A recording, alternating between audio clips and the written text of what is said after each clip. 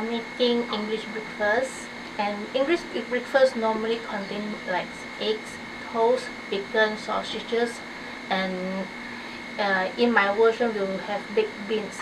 This is a breakfast that my dad made for me when I was small, me and my brother, and that is, if you are watching this, I'm recreating the breakfast that I learned from you. So let's begin.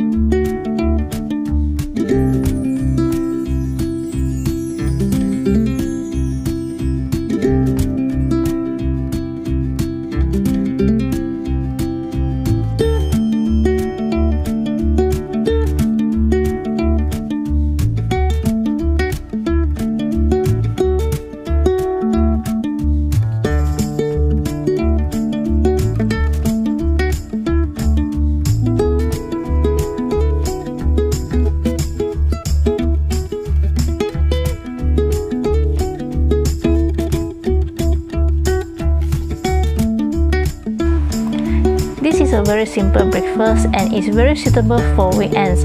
I hope that you give it a try and share with me in the comment below. Please give me a thumbs up if you like it and subscribe to my channel for more videos. I will see you in the next video. Bye!